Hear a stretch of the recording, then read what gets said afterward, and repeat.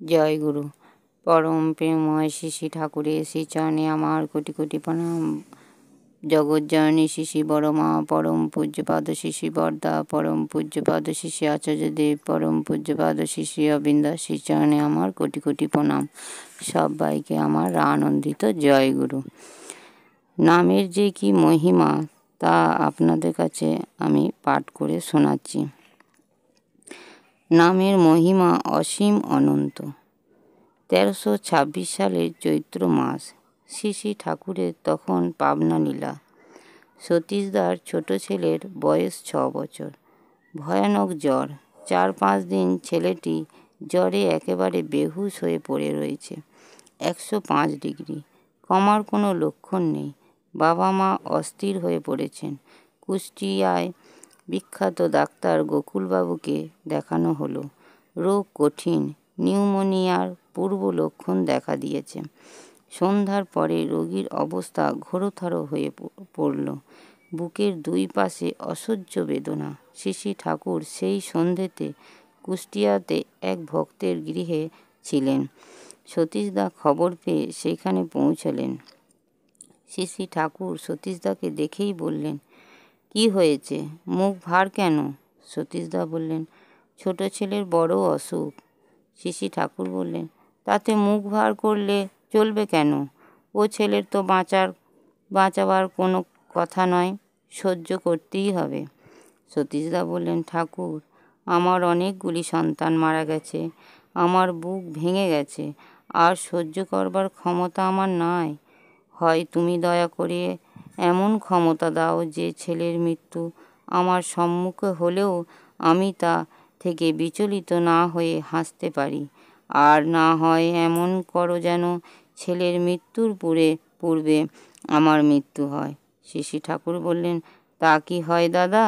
যে সময় আপনার মৃত্যুর দিন নির্দিষ্ট ছিল সেদিন কেটে গেছে, আবার যে সময় নির্দিষ্ট হয়েছে তার আগে তো মৃত্যু হতে পারে না।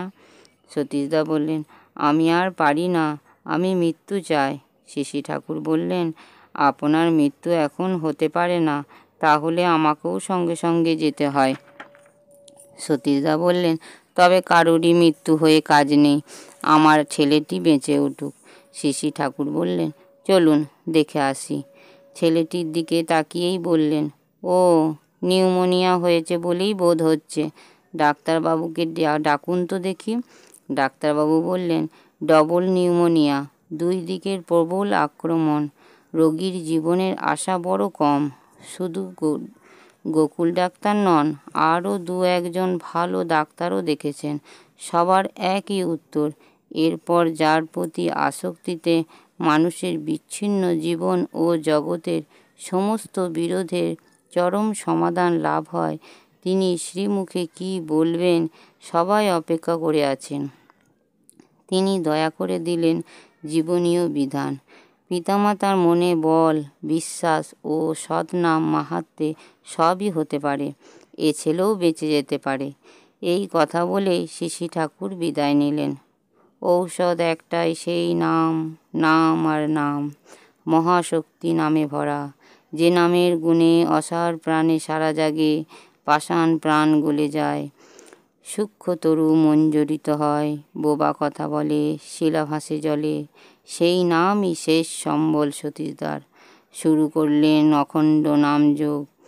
16 আনা বিশ্বাস নিয়েই চলল নাম পর্ব।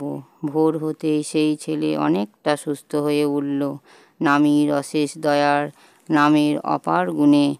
খুব শীঘ্রই শ্রী ঠাকুরের শ্রীচরণে এই আনন্দের খবর নিবেদন করা হলো। তিনি সহাস্যবদনে বলে উঠলেন, জয় গুরু। আর কিছু না বলে হাসতে থাকলেন। ধন্য তার লীলা, বোঝে প্রাণ, বোঝে যা। শ্রী বরদা বলেছেন, আমি জোর দিয়ে করছি, নাম করা উচিত অন্তত এবেলা 1/2 ঘন্টা, ওবেলা 1/2 ঘন্টা রোজ। এভাবে কিছুদিন করলে সব ক্লিয়ার হবে। সন্ধ্যায় টাইম পেলে করা যায়, দুপুরে খাওয়ার 4-5 ঘন্টা পর করতে পারা যায়। নাম ধ্যান করার অন্তত 1/2 ঘন্টা পর খেতে হয়, তার আগে নয়। জয় গুরু। বন্দে পুরুষোত্তমম বন্দে পুরুষোত্তমম বন্দে পুরুষোত্তমম।